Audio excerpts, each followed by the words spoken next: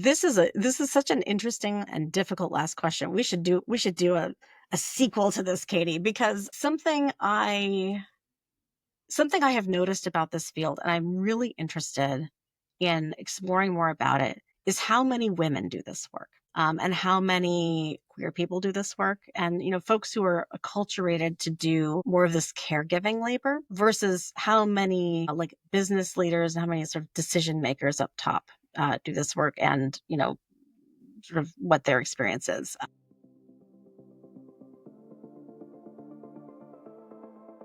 Welcome to Anchor Change, where we help you panic responsibly in a chaotic world. I'm Katie Harbath. I've navigated impossible trade-offs in tech, politics, and my personal life for decades. I know that can be lonely. As a Midwesterner who spent 20 years in Silicon Valley and DC, it's taken me a while to figure it out. I still am. One thing that helps me is hearing the stories of other people forging their own paths. Because in a world of complexity, you don't have to navigate it alone. Welcome to Anchor Change.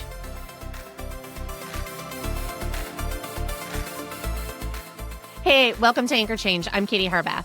Today, I'm joined by Charlotte Willner, the Executive Director of the Trust and Safety Professional Association and a longtime pioneer in the trust and safety space. She's one of the people who helped invent the rules of the internet, starting at Facebook, while oftentimes flying the plane and building it at the same time. We talk about what it was like to be on the front lines of content moderation in the early days of Facebook, why trust and safety work remains largely invisible, and what we get wrong when we think it's all just politics or like PR. Charlotte also shares her reflections on career pivots, leadership, and what it really takes to show up for this work while still taking care of yourself. Please enjoy. Charlotte, welcome to Anchor Change. Thank you for having me on. I'm a big fan. First time talker, long time listener. Love it. Yeah, no, I've been wanting to have you on for a long time because you've spent your career in an industry that when you started, trust and safety barely existed. I don't even know if it was really called trust and safety. It did, and I can tell you all about this, but continue. Very excited to get into the history of it. And now you're part of helping to shape it for the future as Executive Director of the Trust and Safety Professionals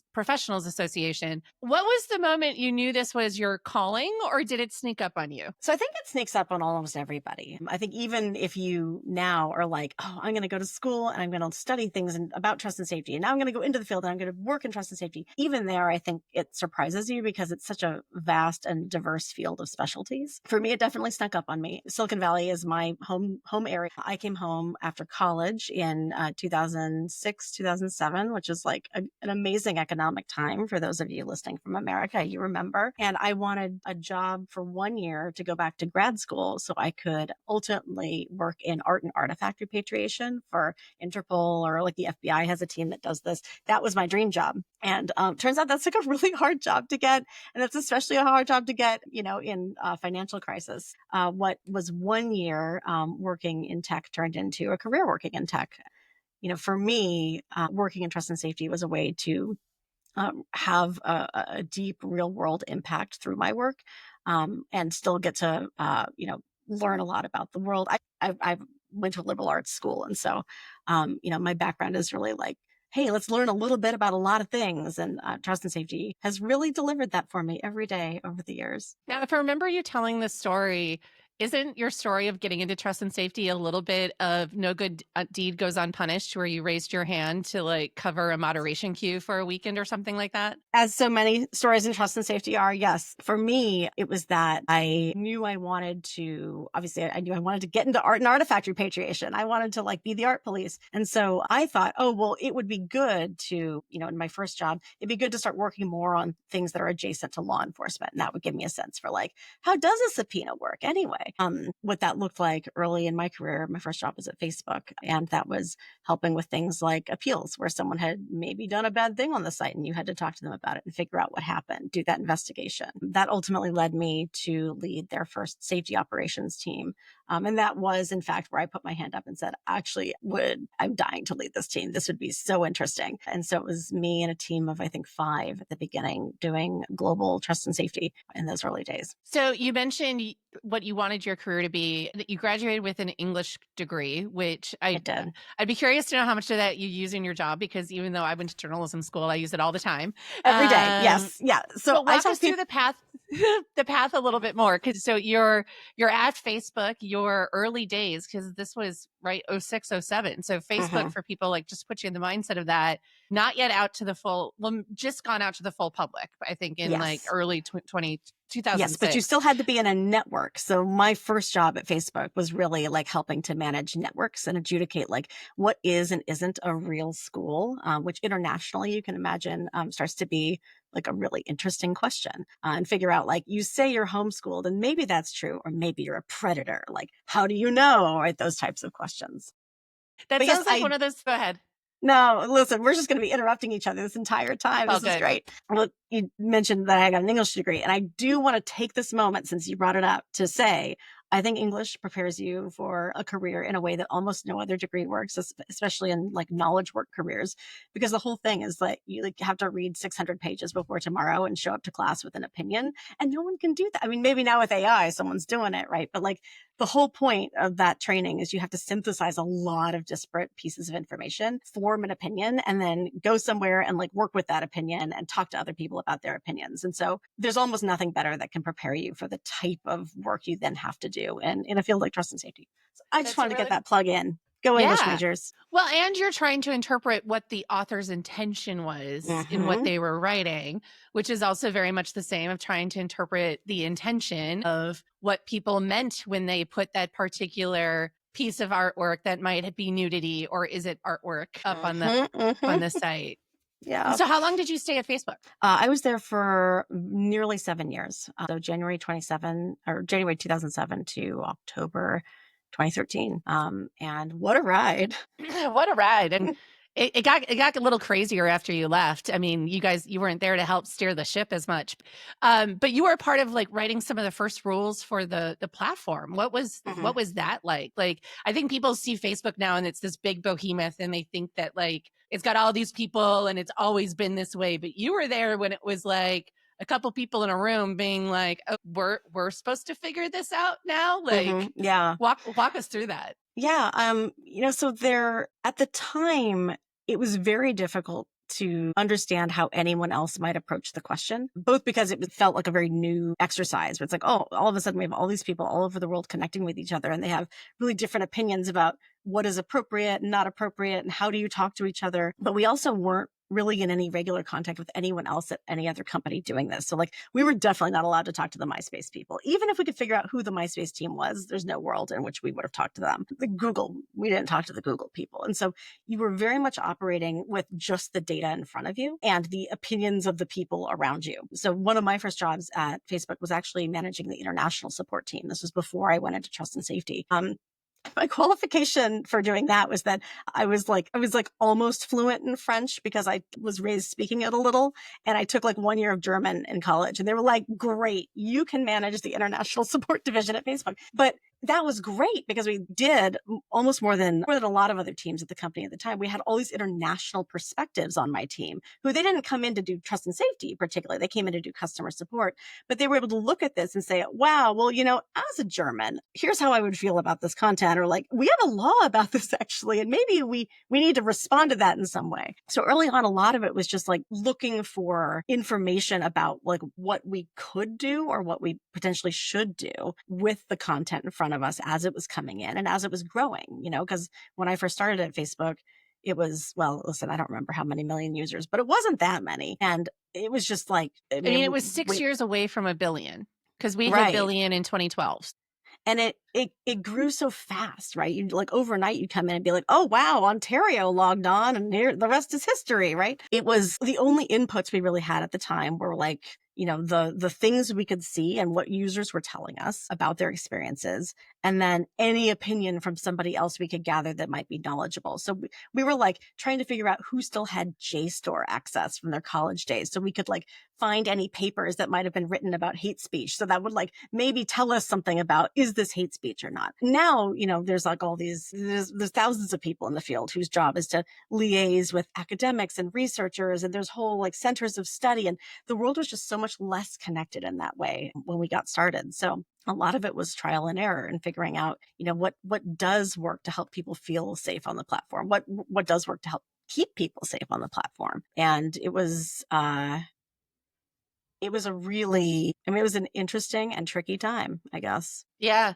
And then so you've made a lot of pivots though. Like, so after Facebook, you went to a couple other companies that I'd love for you to sort of share. And you've worked a lot across a lot of different functions. Mhm. Did you know when it was time to make a change? And how have you thought about those career pivots? Yeah. I think the longer, at least in my experience, the longer I work in a corporate environment, the more I have learned. Like I kind of have a sweet spot of development within the company life cycle. And I think this is true for a lot of people. I came into Facebook and then later to Pinterest when both of them had about like 250 employees. And that was by accident. I was just sort of like, oh, this just so happens. But what was great about that stage is I was often coming into a job where like a couple of people were already doing that job, but it hadn't been fully built out at scale. Where, you come in and people say, okay, well, in general, I have a sense of like, well, we shouldn't allow this and we should probably get back to people when they email us. And like, here's a basic sort of like content moderation ecosystem or something like that. But then I was able to come in and really help the company think through like how do we grow this to where it's not just like 100 million but it's a billion. How do we get the right people in place to support that ecosystem? And what I really ended up specializing in, apart from the subject matter, was figuring out who can work on a team together, who can do this type of work in a way that obviously helps the company and helps the people who are using the product, but also helps each other. The thing in trust and safety is that you really need a supportive team. You need a team who really has your back, who understands like this is what the work is and here's how we're going to get to do it together, especially in a world where it's like, well, nobody really knows how this is supposed to work and we have to like invent this on the fly and it's going to be a lot of trial and error, right? That is not a great job for everybody. And so figuring out like how to put those teams together was like sort of my sweet spot. Once a company got to the size where it was like, actually, the team is assembled and now we're like doing all this outsourcing and that starts to be where I exit. Certainly there is a size a company can get to. And this isn't like a direct comment on any of my past employers, right? But there is the size you get to where it just starts to become more rigid and more corporate. I do remember at Facebook in my final year, I got a meeting on my calendar from someone who was like, "Hey, we need to practice our presentation for the other group of managers." And I was like, "We're gonna take an hour, you and me, to practice a presentation. I'm just gonna give to my peers, and that's gonna be another hour of my time. Like that's not really what I signed up for. What I signed up for was doing the work of trust and safety, not like giving presentations. So that usually is about my signals. Like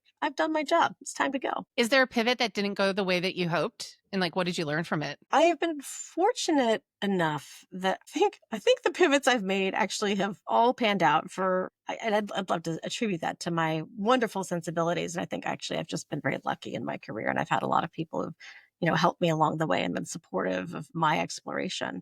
I think that when going into a pivot, for me, it's always been really important to go in with not no expectations, but like low expectations. And maybe this is the secret of trust and safety and longevity in general is like, you never know what you're going to find when you open up that hood. And I think it's easy when you're in a situation that's already pretty good, uh, to go into a new situation and not have it feel as good as your old familiar situation and be like, oh no, I've made a terrible mistake, right? And actually, here's a good example. When I became a manager at Facebook, which again was like accidental, they were like, is there anybody who knows anything? Great, here you go. This is like 2008. I cried every day before work for like 3 months because I didn't know what I was doing. And I was like, they've made a mistake and I've made a mistake. And like, I shouldn't be a manager. I shouldn't ever be a manager. And like that, like survey says, actually it was fine. It worked out okay. I get reasonable reviews being a manager. But it never feels good in the beginning. And so I think that's kind of the pivot philosophy I've really had to develop. And it's hard every time,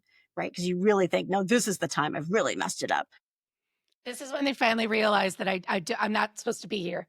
Yeah. Yeah. Well, The I mean, imposter, right?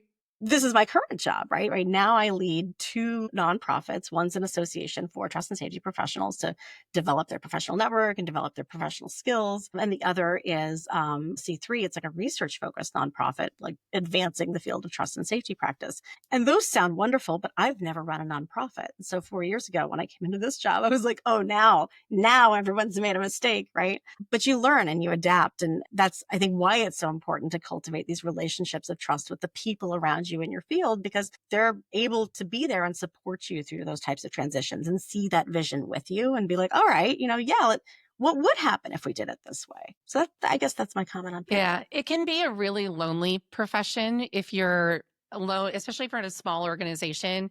and you feel like you're alone. And so Uh-huh. having that community that you can kind of be like, can I bounce this off of you? Or even Uh-huh.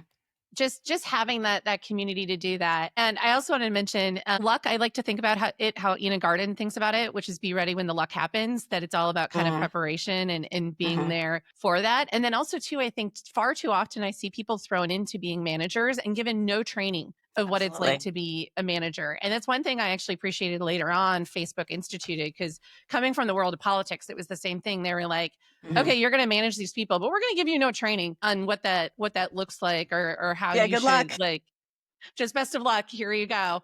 Right. Going broader though to the trust and safety field, it's changed a lot in the 10 years. How have you seen it change over the last 10 years, and sort of where do you see it going now, especially in the world of AI? Yeah. Well, this is where I get to put on my history hat and say, actually, one thing I do want to be sure I say on this podcast, because it has bitten me in another podcast, is the field of trust and safety far predates me. There are many people who have been working on this since really, at least the 70s in the US. Some might say it goes back to Hammurabi's code, really, when you think about what is trust and safety. But like there is a long lineage of people who have been working on the same really uh, entrenched problems with like global online discourse. And I think when you think about change in that way, oh, this has been changing a lot the whole time. I think it's very tempting for us to like look at, as you mentioned, like the dawn of AI and be like, oh wow, now like everything's different. And like, yes, many things are going to feel sort of radically transformed from when any of us first stepped into this river. But like, that's been true of the experience the entire time, right? If you were like a bulletin board moderator in the 90s, like the idea of having like a visual interface to approve or disapprove, like, is this naked or not, right? I mean, like, it's all been changing like this. And the field has really endured and adapted through every single one of those changes. So when we talk about like what does the future look like, I think it's going to look a lot like the past and the present in a lot of ways. Like, this is a field where everything has always been a little uncertain, not unique to our field, incidentally. I think it's tempting for us to be like, no one's ever done it before. It's like, yeah, but like, that's true of medicine, that's true of like all kinds of other fields, right? So like, everybody gets a gold star, we're all doing it fresh. But I think that there are a lot of lessons we have already drawn from changes as a field that we're going to take into the future, that are going to help us adapt to a future that we feel like right now is unpredictable. It's always been unpredictable. That's kind of like that's like a kind of an answer for you, but like not a full answer, I guess. It's like a No, but I hedging do think answer. that, like, there's, to your point, there's phases, and everyone kind of learns from the ones that came before them, right? And Mhm. keeps building upon it. But, the current iteration that I would say that sort of exists in my mind, I'd be curious if you agree or disagree with this, really started in sort of 2017. Mhm. We come out of the 2016 election. This is sort of my experience. And now you're needing to find disciplines of people that were looking for cybersecurity or like foreign threats in that way, but they weren't necessarily looking for an advertising perspective or organic content Mhm. perspective and stuff like that, the fact checking, all those things, that you had another chapter of this discipline grow, not just Mhm. within the companies, but in academia, in the media. You have reporters that are specifically covering it, et cetera. But now, because of various political pressures, funding Mhm. pressures, again, AI, we're kind of going through another pivot. But somewhere in there, TSPA was decided to be created. Tell us that origin I story a will little tell bit, you because that I story, think but that's important. first I want to go back Yeah. and actually just illustrate a point here. You're talking about like 2017 feeling like this transformational moment. And I mentioned sort of at the top of the podcast that, trust and safety is such like a vast and diverse field of niches, right? Everyone's got their specialty. And there are moments that feel really transformational, and they're transformational for the field to some degree. They're really transformational for like a particular focus within the field. The feeling you got, or you're sort of perceiving from 2017, I think, if we go back even to like 2012, 2013, we were really feeling a lot in the child safety realm, with the Cameron government in the UK and sort of their like extreme, and honestly, my opinion, again, the opinions I have are not the opinions of my employer. My opinion as a practitioner at that time is that it was a very politicized approach to child safety, not necessarily like to online child safety, and not necessarily at that point as evidence driven as we would hope it to be. And that was that was hugely influential in the way that we did our work, thought about our work, had to start thinking about our work. It was a really big shift. And those types of political interventions or like changes in technology, right? Each of those have been happening to some degree this entire time. And so I think it is, again, it's tempting for us to sort of grab onto these narratives of like, and then everything changed. And what I'm always here to tell people is like, but everything's been changing. And just because you didn't see it doesn't mean it wasn't changing. And that's good news for you, actually, because it means we're still here and it's going to continue, right? It feels different every time. And we notice different details about it every time. So with that said, you asked about TSPA, which I would love to talk about. The Trust and Safety Professional Association. TSPA was founded in 2020. Amazing year to found a networking association, let me say. And in full disclosure, I'm not a founder. We have 3 co-founders. I was not one of them. I was working at Pinterest at the time when the organization was founded. But it was founded on this principle that this is a profession. It's not just like a random group of people like figuring things out, though it feels like that sometimes. And one way to feel less like that is to actually professionalize this job.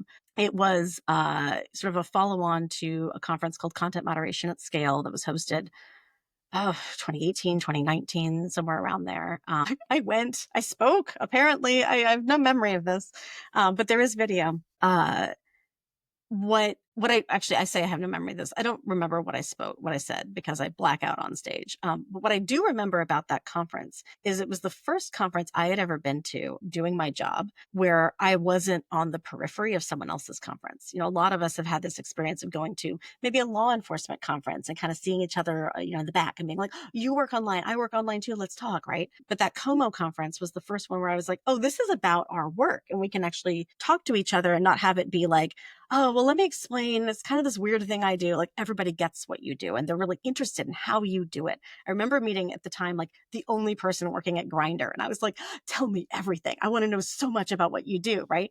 There's like this excitement getting to connect. The theory of TSPA really is to help people understand who their community is and give them reasons to meet up with each other, give them a structure to start to get to know each other and to understand not just the way they do their work, the way they think about their work, but also what your career path might look like. When I was talking earlier about early days at Facebook, we didn't talk to MySpace, we didn't talk to Google. And maybe that meant we were developing some like cool lineage of practice internally. I don't know. What it really meant is the only models for your career were the people you saw in your company. And if like that job didn't exist in your company, then maybe it didn't exist at all.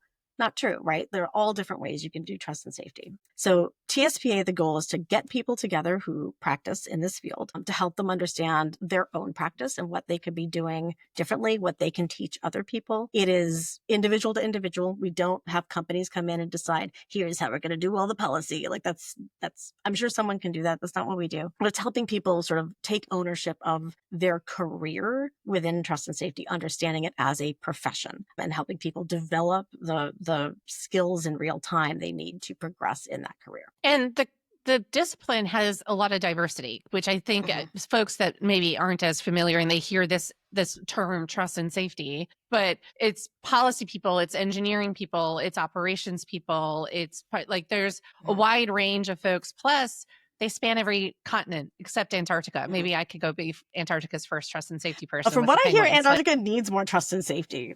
So. Well, isn't it you or somebody that always says like trust and safety pops up everywhere? Like it's actually in like every industry. Like it really is. It's not just a tech thing. I think all the time about the people at the DMV in the US who are approving the license plates, right? Like trust and safety as a concept, as a practice infuses so much of just modern life, no matter where you live. So yes, that probably is me. But how do you find that, like, is this like a middle school dance where the engineers are in one corner and the policy people are in another corner? Like, do you see them mingle a lot? Like, it's got to be hard to kind of manage something across that much diversity. And I know the organization it's 5 years, is still relatively new, but what have you seen in terms of trying to mix all that up? Yeah. So I will say it is like a middle school dance, but it's because so many people in trust and safety are introverts. So it is an amazing thing thing to be like, all right, hey, everybody, everyone says they want to like know each other more. Great, get in there. And then everyone kind of has to give themselves a pep talk to actually get in there. A lot of what we try to do is foster as natural a relationship as possible. And what we find is there are a few sort of best ways to do that. One is to get people together around a common interest. Now that can be like a professional interest or question, like, hey, what's everybody doing for their employee resilience program? That's like a pressing question that a lot of people have where you don't necessarily, you wouldn't go up to someone at a coffee shop and be like, hi, do you happen to know anything about that? Right. But like, if you're all there together, you all want to solve that problem. It's like a natural reason to be talking to someone. It's not like a cold outreach on LinkedIn. So I think that helps. We also try to get people together like IRL. We have a Slack space. We do a lot of virtual programming, that's there for folks who need that because of where they're located or don't want to be in person, et cetera, et cetera. But we really have found, honestly, to my surprise, given just I know how introverted this community is. We've really found that the in-person gatherings help people just like loosen up a little, get more comfortable building those relationships, especially cross-discipline. Because you might encounter someone who does your exact same job in another context, theoretically. And maybe there's some other roundtable that some other organization is convening. But like, you're not going to meet some other organization's engineer that way if you're a policy manager. But you will at one of our summits or at TrustCon or one of our in-person, member meet and greets. And what's wonderful about those is people in general really are like, they get into this field because they're interested in the questions of trust and safety. And they want to know more about, like just what people are seeing and how do you deal with it? And how are you thinking about it? I feel like I've already said this on this podcast before. This is one of my greatest fears podcasts. What if I repeat myself?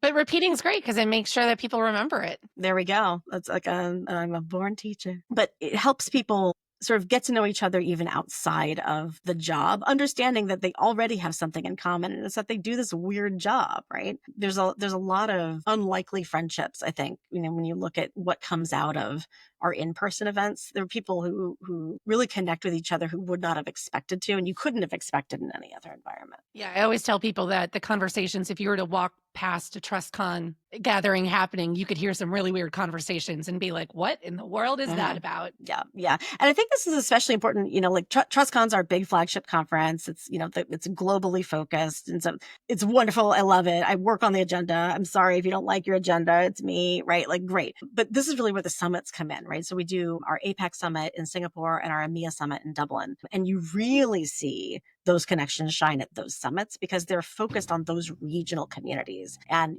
trust and safety, I would never say is an overserved community. It's not, right? But in the US, at least, like there's just a little more infrastructure for those types of connections. That's harder to find internationally. And so we're really thrilled to be able to provide those types of touch points to APAC and to EMEA. And that's something that we want to be able to continue to expand through our community meet and greets, maybe ultimately other summits, because it's helping people connect with each other on their commonalities and talk about what does trust safety really look like for our region? How is that different from the sort of global perspective, which is often a US perspective of trust and safety? And then also, how do you ensure junior professionals are feeling empowered, but also serving more seasoned, not senior, but I guess both leaders? Because I can imagine there's some tensions there because the issues that people who are managers or, and above that they might be having or might be different than what an individual contributor is having. So how do you all think about that too? Yeah. This is a question we think about all the time because it is like this really large group of a really diverse group of seniorities. What we find is with more junior folks, they come in, I think, so often junior folks are coming and not really knowing anybody else in trust and safety. And so our job is really to help them understand they're not alone, as you said earlier, right? That we get them sort of connected up with other folks who are able to sort of help them along. And that can look like our coffee chats program where they can set up sort of one-on-one, like mini mentorship, ask any questions they have about a particular area of the discipline. We've got our Slack community. People can come in and say, hey, has anyone ever done XYZ? Like, do you have advice for this? Right. It also just helps them sort of see like, okay, there's a large body of people here. And the more junior someone is, often, not always, but often they also have like the time to put into their like professional development and expanding their network. It's really different with our senior folks, right? Our senior folks, again, not always, but they usually tend to like know a lot more people in the field, but they like don't make the time, and they can't make the time to like, oh, let's just like have a little Slack conversation. Let's show up to this happy hour, right? It's way harder to help them carve out those moments and remind them that like, yeah, even though you're senior, professional development is for you too. And so, for them, we try to meet them where they are. We do like smaller, quieter gatherings. We do as TSPA a lot of sort of more one-on-one conversation with them about like, okay, what's going on with you right now? How are you thinking about this? One thing we do for senior leaders, which I think sometimes they wish we'd stop, but we're going to keep doing it, is we cyberbully them into giving our keynotes at our big conferences. Because for as senior as anyone gets in trust and safety, it's actually pretty rare to find a senior leader in trust and safety who thinks that they are a senior leader. They're like, oh, well, I just kind of fell into it by accident. And what do I know? And so one of the ways we actually select our community keynotes for TrustCon and for the summits is looking at someone where it's like, hey, you actually have a lot of good stuff to say. You might never think of yourself as a keynote speaker, but you need to understand like you are this generation of leader within our field. Start acting like it, right? Like, how can we sort of coach you to be a wonderful keynote deliverer? And we've had a bunch of success with that. One of my favorite things we get to do. Now, one of the challenges go Oh, ahead. I was just going to say, here's my plug. We also do trainings. So every year we do a handful of trainings. Those are for different levels depending. So some things are like, you've been doxxed. What do you do? Right? That's unfortunately relevant for professionals of all levels. But then we sometimes do like manager intensive trainings where it's over a series of weeks. It's a small cohort.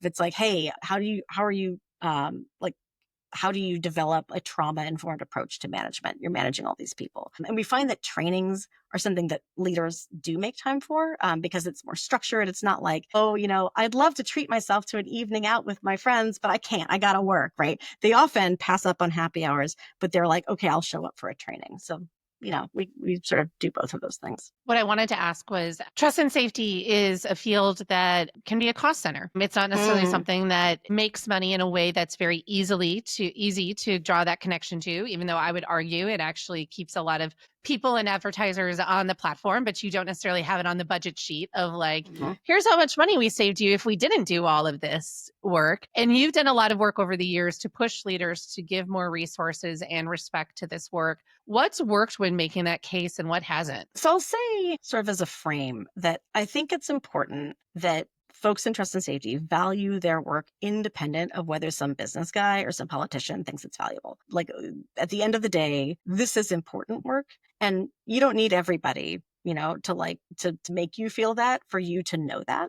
And that's something I think we need to hold internally. It's not that it feels good when someone's like, oh, I don't care about your work, right? Like that's still important from a resourcing perspective, but like your value and the work that you do it's good independent of those types of value judgments externally. An example I have used in the past that has been successful, and I don't know what this says about Silicon Valley leadership, but you know what else is a cost center is like janitorial in the office, right? Everyone's so excited to return to office. What if no one ever emptied a garbage can around there? What if no one ever cleaned that men's bathroom? And we all know what that would look like, right? It's not that it's not expensive. It's that it is getting you something and you don't really want the alternative. And I think one of the things that actually has changed in trust and safety, I think in this moment, again, it's easy for us to say like, oh, wow, well, people are kind of cutting back on trust and safety. And like, what if that's the end and it was peak trust and safety 3 years ago? And first of all, it's not what we're seeing in the data. But also I think that was like trust and safety was not a proven business case 15 years ago.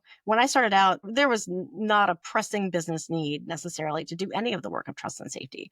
And what we've racked up in these intervening years is like a load of cautionary tales, not just about like, you're going to get bad press or some regulator is going to like pass a law, right? But like real life examples of people's lives on the line where if you have trust and safety practices implemented, like the actual real world risk goes down. People are safer in their interactions through your platform. And the shift I see even today, where again, it's like, I think, tempting to believe no one cares about this anymore. Like founders, leaders in general are much more bought into the work of trust and safety because we now have these like more than a decade of examples of what happens when you don't do it. So I think, the most successful case you can make is pointing to those, right? And really talking people through like, if this were us, how would we respond, right? Like, what are we willing to take on that cost? And the reality is most leaders are not willing to take on that cost, especially when it comes down to those real world examples. Can you dig into that data a little bit more? Because it is a prevailing narrative that trust and safety is being cut, to your point, that it was peaked Hmm. 3 years ago. Hmm. And I oftentimes have to remind people the work's still getting done. Like Hmm. Meta's announcement, for instance, on January 7th was not that all these teams are being eliminated and they went Hmm. away. Hmm. There were changes, yes, Hmm. but walk me through a little bit about what you are seeing in terms of the state of the industry. Yeah. So there are a lot of changes in sort of the employment landscape that I think we have have begun to see over the last couple of years. And I think we need to prepare to see it. To your point about AI, right? There are different there's still a lot of jobs in trust and safety. The types of work that they do may change. In fact, will change. If you've been like a frontline moderator for the last couple of years, you know this, right? Because your job already has changed a lot with something like AI. With TSPA, we have a jobs board. We are able to sort of see and kind of keep tabs on like who's hiring, how much are they hiring, what's sort of the overall rate. What we saw when Meta and Google were doing sort of their big round of layoffs a couple of years ago was like overall real chill in the marketplace. And some of that is because, jobs wouldn't open, like they would just get filled before they were even open because someone was on the market already and they knew a guy and blah, blah, blah, right? But some of that was a lot of uncertainty in the hiring market where people were like, well, we don't really know what this is going to look like. We don't want to have to do layoffs. Therefore, we're not going to be hiring. What we've seen in the last 18 months really is return to the level of posting we would have expected. Of course, I wouldn't have been great to bring the numbers here. I'm not going to give you a number because I didn't look it up, but we're back to quite normal, what we would consider normal rates. So this was like 2021, 2022 rates of hiring, not all at the same companies. So like if some of these companies have gone through big layoffs, they aren't necessarily doing the same level of hiring they were doing layoffs, but across a wider diversity of companies, the jobs are still out there. What we also know, because we have all this membership data, is we're able to see, we extend free benefits. If you've been laid off, we say, all right, you get a year of free benefits, just like figure out what's your next job. And through that, we're able to see like a really high reemployment rate within a calendar year. So I think last time we ran the numbers, we were at 89% of folks who had been laid off from a trust and safety job found another trust and safety job within a year. Now, it may not be the job like that you were hoping for. It might not be the job you had before, but folks are, again, in this field, really adaptable and really able to sort of figure out, all right, well, this unexpected thing happened. How do I sort of shift my path, my expectations, what I'm looking for to get back into this in a new way? Well, and the type of company too, because there's obviously a ton of new AI companies that are hiring folks, but then also banking companies like JP Morgan, Wells Fargo, there's news organizations, there's healthcare ones, because AI, and like we were talking about earlier, trust and safety down to the DMV, there are roles that you can do that you can bring these skill sets to. I want to kind of stay though on this narrative a little bit, but what do you think is something the public oftentimes misunderstands about the real challenges trust and safety teams face? That's such a good question. I think that trust and safety is perhaps even at its best, right? Is one of these invisible services. Like your mail shows up and you don't necessarily think a lot about the mail carrier or the whole system, or like the fact that actually for less than $1, you can send a piece of paper all the way up to, Alaska. You go to the Aleutian Islands. That's just like not an operation that we're thinking about in our daily lives. It sort of just happens. I think trust and safety. But what I will say is, when you start thinking about the mailman when he doesn't show up when you expect him, right? When the package is delayed, when, there's something that's gone wrong in the system. I think trust and safety is a lot like that, where like most of the time it's running, and it's not running by magic. It's running because there are like hundreds of thousands of people working around the world to like perfect those systems and try to make sure that they are like providing the desired outcome to make this a seamless experience for you. But you sure notice when you get locked out of that account, right? Or you upload a photo and it's fine and someone warns you and says, actually, it's bad, right? Like, and that's not to minimize that experience. That is a bad experience, but like, taken as a percentage of the whole, it's pretty small. And so I think it's tempting just as humans. Man, I keep saying it's tempting. This is the It's Tempting podcast. It's tempting as just like a species to focus in on like when something falls out of pattern, right? And then to perhaps ascribe some like large ulterior system-wide motive to like why this outcome happened. And the outcome happened because like things happen sometimes, right? And those are like not a good outcome. And we want to minimize those outcomes. But It wasn't it's that the not mailman didn't want to deliver your mail because he doesn't like you specifically. correct. Right. Though I'm sure somewhere in the system we could find a mailman who has done that one bad mailman, right?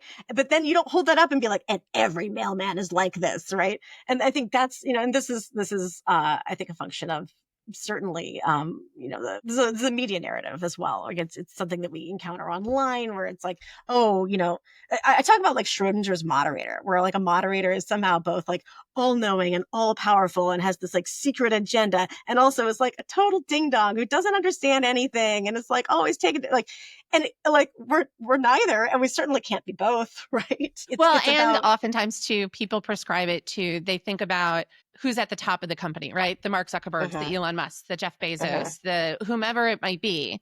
And I oftentimes have to remind people that like there's a difference between what the company leadership is deciding on this stuff versus the frontline trust the workers that are trying to do the work on a day-to-day basis. And it's very hard to prescribe the same intentions, goals, etc., on all of those things when you're thinking about this. And that can lead to a lot of, unfortunate impacts for people in the trust and safety field because people will prescribe particular motives and stuff onto them. And I'm like, do you realize that they have to make a decision like every minute, if not faster, on this kind of stuff? Like they don't have time to think about like retribution for you particularly around doing all this. But I have one more question for you. Oh, yes. Which is if you could go back to Charlotte 2006, graduating college, just starting out in trust and safety, what's a piece of advice that you would give her? Man, I mean, probably get a haircut when I look back. Like, I should take that advice now. This is such an interesting and difficult last question. We should do a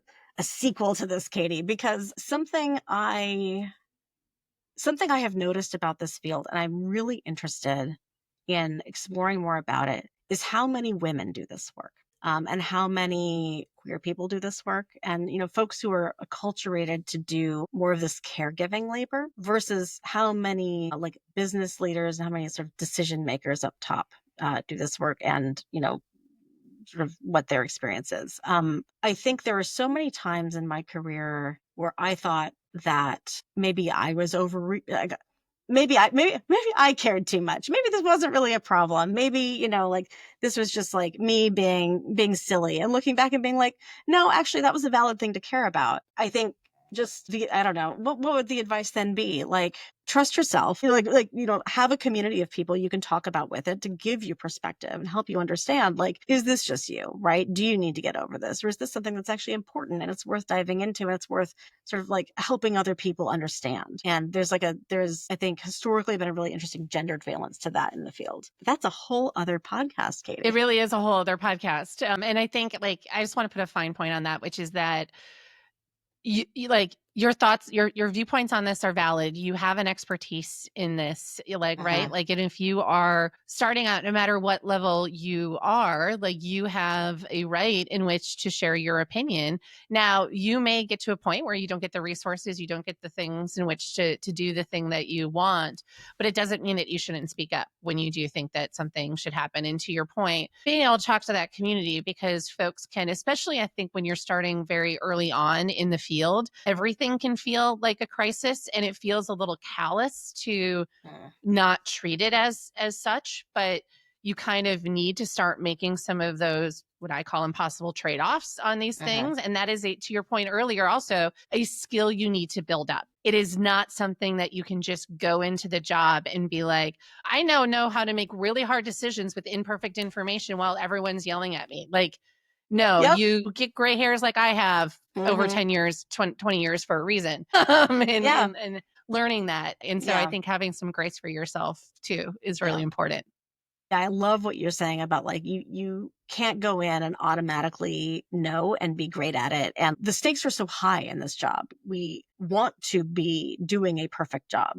one of the challenges is nobody agrees what a perfect job is, right? And so it's easy to be torn in all these directions where it's like, well, if only we. And at the end of the day, like what's important is the people whose safety you are taking care of, right? Like, are you doing your very best to ensure that people are staying alive, they are staying healthy, they're staying like psychologically well, whatever it is you can do in your job, right? And are you doing the same for yourself, right? And everything else is learning as you go. Yeah. And I think that making sure you're taking care of yourself is really important because they are jobs that you could spend 24/7 just working at constantly. And you do really Yeah. need to make sure that you know what you need in order to take breaks and all of that. But Charlotte, this has been a fantastic conversation. We'll definitely have to do a sequel because there was so much great stuff in here. But thank you so much for joining us. Absolutely. Thank you for having me. I love this conversation with Charlotte, not just because of the history she brings to the field, but because of how deeply she understands the human side of it. Here's a few takeaways I'm still thinking about. First, trust and safety isn't just a PR function or a political choice. It's a real operational system that keeps people safe every single day. Charlotte described it a lot like the Postal Service. You only notice it when something goes wrong. I love this conversation with Charlotte, not just because of the history she brings to the field, but because of how deeply she understands the human side of it. Here are just a few takeaways that I'm still thinking about. First, trust and safety isn't just a PR function or a political choice. It's a real operational system that keeps people safe every day. Charlotte described it a lot like the Postal Service. You only notice it when something goes wrong. I love this conversation with Charlotte, not just because of the history she brings to the field, but because of how deeply she understands the human side of it. Here are a few takeaways I'm still thinking about. First, trust and safety isn't a PR function or political choice. It's a real operational system that keeps people safe every day. Charlotte described it a lot like the Postal Service. You only notice it when something goes wrong, but it's always there working quietly behind the scenes because it's people who care deeply about getting it. I love this conversation with Charlotte, not just because of the history she brings to the field, but because of how deeply she understands the human side of it. Here's a few takeaways I'm still thinking about. First, trust and safety isn't a PR function or a political choice. It's a real operational system that keeps people safe every day. Charlotte described it a lot like the Postal Service. You only notice it when something goes wrong, but it's always there working quietly behind the scenes because of the people who care deeply about getting it right. Second, this work has always been evolving. From bulletin boards to Facebook to AI agents, the tools change, but the fundamental questions of harm, safety, and responsibility don't. That perspective helped me reframe AI not as a sudden disruption, but as a part of a long lineage of challenges that trust and safety teams. I love this conversation with Charlotte, not just because of the history she brings to the field. I loved this conversation with Charlotte, not just because of the history she brings to the field, but because of how deeply she understands the human side of it. Here's a few takeaways I'm still thinking about. First, trust and safety isn't a PR function or a political choice. It's a real operational system that keeps people safe every day. Charlotte described it a lot like the Postal Service. You only notice it when something goes wrong, but it's always there working quietly behind the scenes because of the people who care deeply about getting it right. Second, this work has always been evolving. From bulletin boards to Facebook to AI agents, the tools change, but the fundamental questions of harm, safety, and responsibility don't. And it's helped me to reframe AI, of course, not as a sudden disruption, but as part of a long lineage of challenges trust and safety teams have had and always met head on. Third, I appreciated what you said about the loneliness in this work and the power of community. Whether you're early in your career or running a team, it's easy to feel like you're the only one dealing with these hard choices. TSPA is trying to change that by building a space where people can share what they're learning and support one another across roles, regions, and experience levels. If you're working in or adjacent to trust and safety or just trying to build a more ethical internet, I hope you feel a little bit more seen after this episode. I really appreciate you listening. As many of you know, my mantra is to panic responsibly. And I've been working on some new designs for the merch shop. And this summer, I decided to have some fun. When the world starts spinning, what kind of panicker are you? Are you a chaos theorist, a soft alarmist, maybe a shadow sage? I've created a quick and fun quiz at panicresponsibly.com to help you figure out your panic persona. Because let's be honest, we're all trying to hold it together in our own beautifully weird way. Plus, here's the twist. I'm using the quiz results to decide which designs get dropped first in the new Panic Responsibly merch line. So if you want to make your persona into print, cast your vote with your vibe. Head to panicresponsibly.com, take the quiz, and maybe pick up a tee while you're at it. It's merch for the self-aware, emotional support cotton, if you will. I hope you enjoyed this. Like and share if you did. I'll see you next time.